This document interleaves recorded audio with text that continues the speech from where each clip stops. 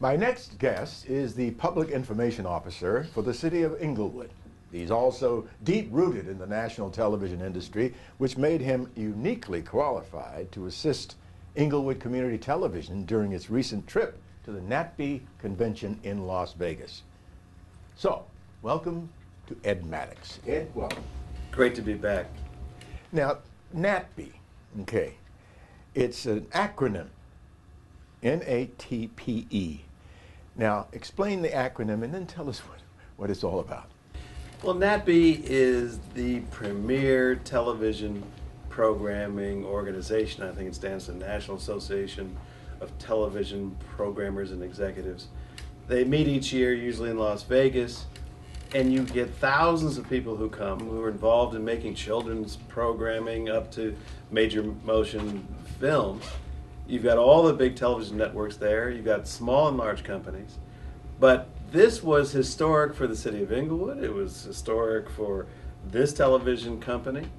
And it was an opportunity for Inglewood and the wonderful programs and projects that are coming out of these studios to be introduced to the national stage.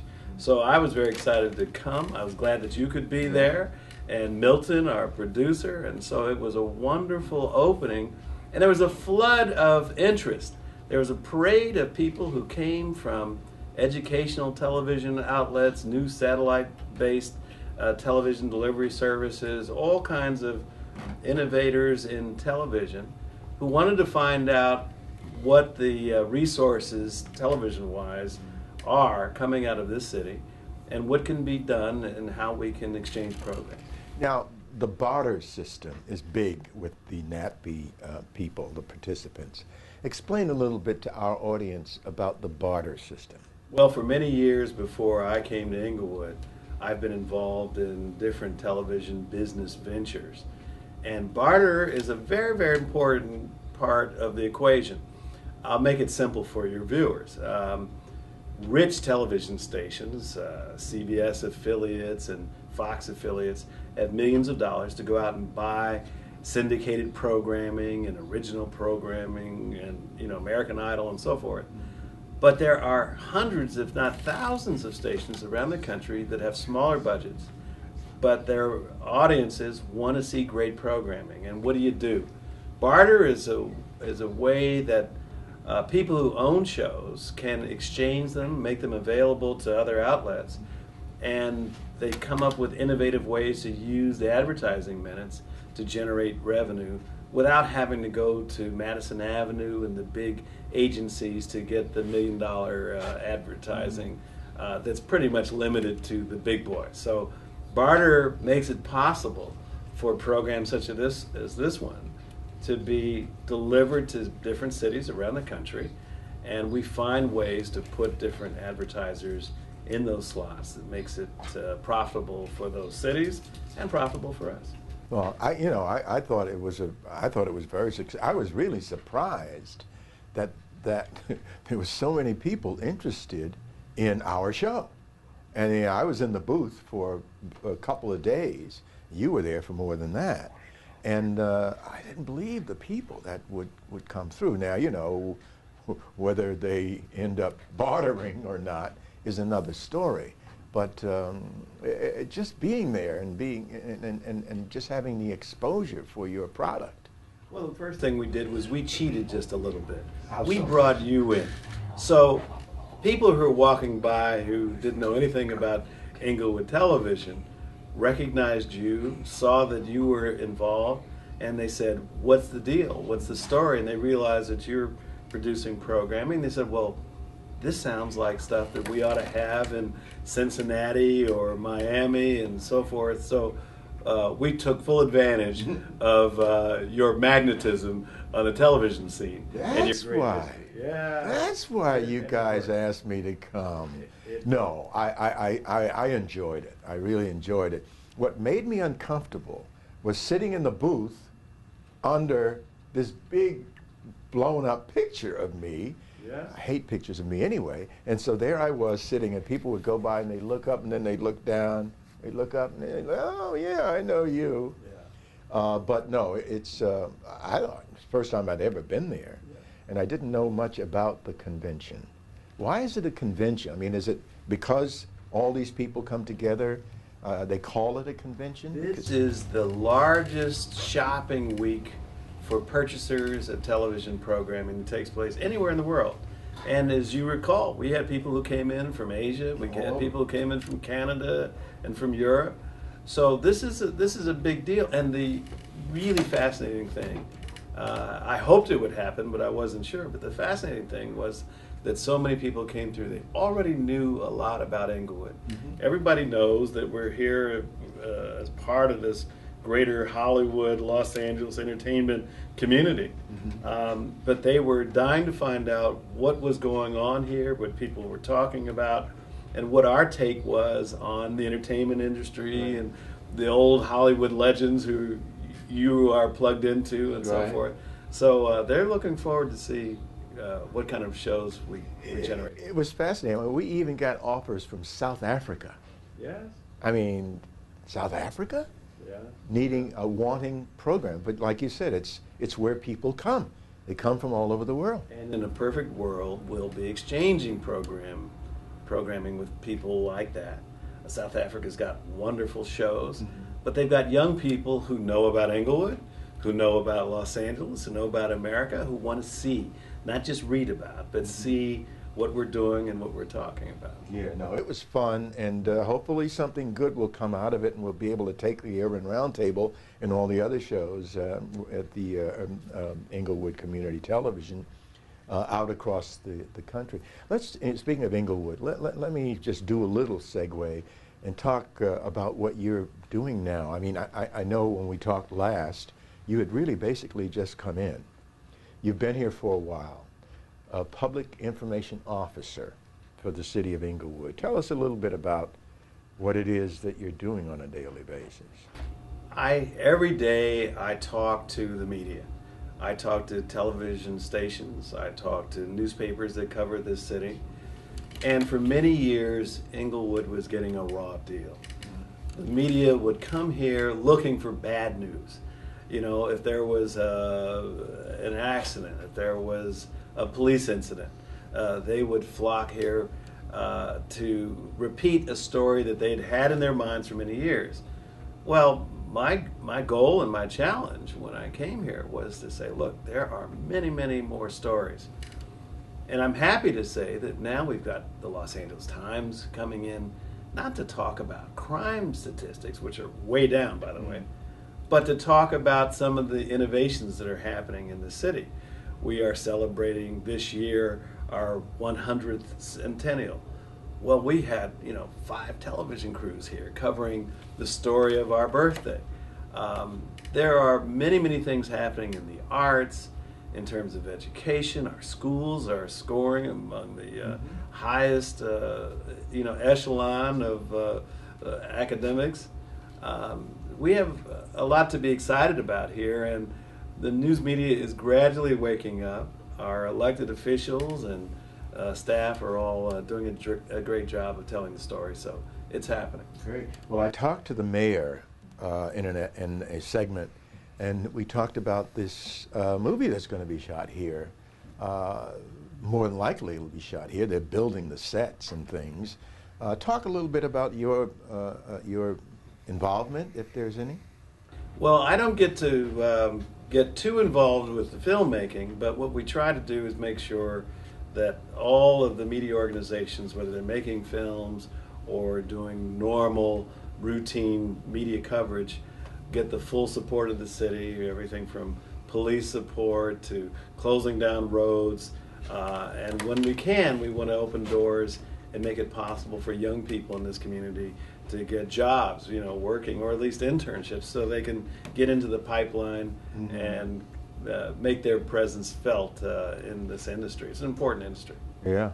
Are permits easy to get, or permits, what's the situation? What's the process for permits? Well, it's not any different really than the rest of Los Angeles. If you want to make a movie here, if you want to shut down a street, you've got to hire local police, you've got to get the permission of residents and so forth. But this is a community that is happy to welcome filmmakers and welcome television shows. So I expect to see a lot more business here. Let me move back to Vegas for a minute. And somebody came to us from Sacramento. What was that about? He was associated with the Speaker of the California Assembly. Okay. They distribute programming by satellite up and down the state, and they were surprised to find out that Inglewood was not in a position yet to air some of their programming. So now they are flooding us with offers to telecast all kinds of hearings on important subjects. And, you know, we've got a housing crisis going on, and so there are hearings going on in Sacramento that our community needs to know about. Mm-hmm. So we're getting better connected to all the sources of information that our community needs to hear about. Great, great. You personally, are you happy with being here in Inglewood? I know you're used to being out in the world, and you're such a you're such a big name in the industry, and here you are in Inglewood, which is a wonderful, wonderful city. We've been talking about it, but a guy like yourself, I mean, are you satisfied being here? I'm having a ball, and I got to tell you, it's not the Inglewood that I remember when I was a kid growing up in Los Angeles. That was pretty much a bedroom community for greater Los Angeles. I now understand that the big developers are coming, the big entertainment groups are coming, and that this is an exciting city. I've seen the plans, I've seen the drawing. You had the mayor here earlier talking about the billions of dollars in development that are coming. This will be a city to belong to participate in, to want to live in, some of the greatest real estate, some of the greatest entertainment. So I'm having the time of my life. That's great. Well, you know that our executive producer, Milton R.F. Brown, is counting on your expertise to help kind of deal with these barter situations that you're willing to do that with us. Well, of course. We're already on the phone. We're communicating with these media outlets, and we're saying, look, we've got shows like the Urban Roundtable.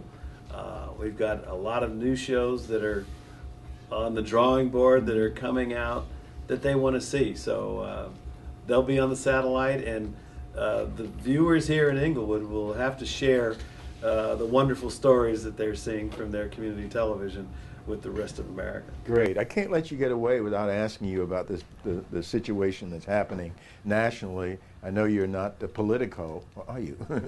You are a politico.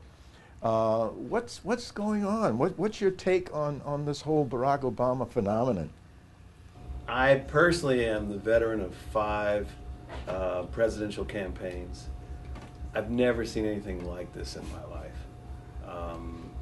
Every week, people are rushing home to turn on the news channels.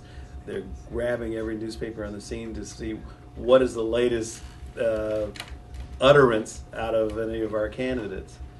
Nobody knows how it's going to turn out. I don't know whether we're going to have the first black president. But what I will tell you is that American politics will never be the same.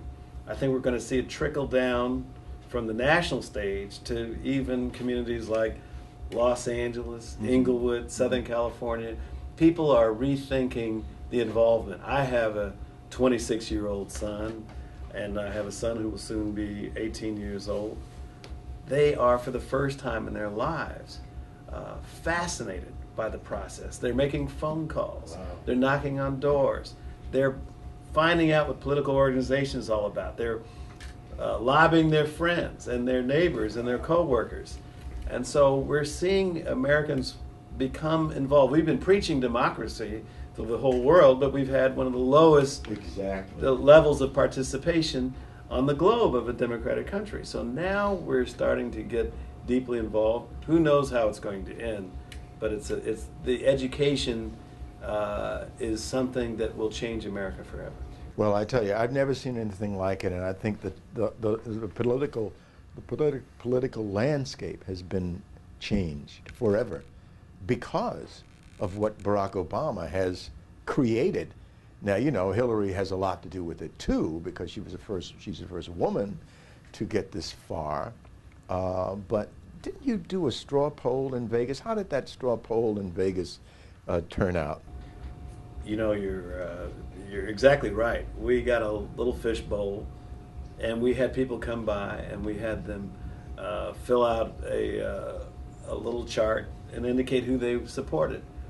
You would have been shocked. We had conservative, Republican, white television executives from the Midwest, from the South, coming in and saying, "I'm for Obama." Our poll, and you know, who knows how accurate it was, but our poll indicated that Barack Obama had a lot more strength than you would have expected. Yeah, no, I brought it up because I remember. I mean, I took the poll as well, but no, I was surprised at the people that were coming through. Really, well, the bottom line is that nobody knows how this thing is going to turn out, but I don't think there's anybody who follows the process who can doubt that it has made them rethink everything we've grown up believing and understanding about the political process. So I'm looking forward to participating. I hope all of our viewers participate. And most importantly, I hope we get our kids to stay involved in the process, no matter what happens. Right. I mean, you talked about your two sons. I mean, I have kids that were just not interested at all. I mean, you know, they almost laughed at you. You had to force them. Look, you're old enough to vote. I struggled and fought for you to do it, so go do it. Now, you don't have to do that. I mean, they're really into this thing to the point where you say, I've never seen anything like it, but I like it. Now, we don't know how it's going to turn out. We don't know how it's going to turn out. But you think he's going to be hurt, Barack? You know, we're just talking about, you think he's going to be hurt by this whole thing with his pastor in Chicago? Well, unfortunately, my prediction is that he will be the victim of assaults, not only about his pastor, but other issues, because that's the nature of the beast. Yeah. It's a tough, full contact war. It's war without bullets, as one author once wrote. A blood sport. But so far, he has shown a level of character and understanding and tranquility through all of it that makes us all sort of stop and take a pause. Yeah, he walks that high road. He does not, he's very cool. He doesn't get excited. His people do, but he doesn't, you know. And it's really something to see, and I think he'd be a great president. I think that Hillary Clinton would be a wonderful president as well. We're going to get either one of them, I think, because I don't think the Republicans have, well, you don't know, though. We just don't know. We don't know, like you said. But let me ask you also about this whole thing in New York. I mean, you know, the Spitzer scandal, and then the brother comes in. I like the brother. I mean, he really is quite something. But then, you know, the mud starts getting up against the wall with him, and now there's talk about if Hillary, you know, because he's just in there for a short while and he has to run again. He has to run, period. That if Hillary doesn't get this, she might go for that. What are your thoughts? Well, scandals are nothing new to American politics. They go back to, you know, hundreds of years in this country. I don't know what the lessons are, but I think I think the media is going to have to change the way they look at the process. I think at the end of the day, most Americans are more concerned about where politicians stand on the big issues than what they're doing after dark in the privacy of their own homes or out as they're traveling around the country. It's a shame that these things have taken on the level of attention. It's become like a circus. Oh, geez. But I think at the end of the day, most Americans are pretty level-headed, and I think they know where to draw the line. And so we'll see how it turns out. You don't think this David Patterson thing's going to hurt Barack at all? I don't know. I can't predict it. I think it was interesting that Mr. Patterson stood up And before there was an inquisition, he stood up and he said, It would have been. let me tell you what my issues are. Yeah. So maybe that's going to begin to offer a new way for politicians to handle this and say, here are all my sins and warts. If you want me, I'm available. And that's probably the best way, and that's probably why David Patterson did it, you know. But I hope I hope he can last through this thing. Well, I wanted to bring up the Obama thing. I wanted to bring up, get your take on that. But also, it's always nice to sit down at the round table with you, since you are now in Inglewood doing your thing. So you'll come back and talk to us, bring us up to date on what you're doing? Anytime. It's a joy to be here. Great. Thanks, Ed. Ed Maddox. My pleasure.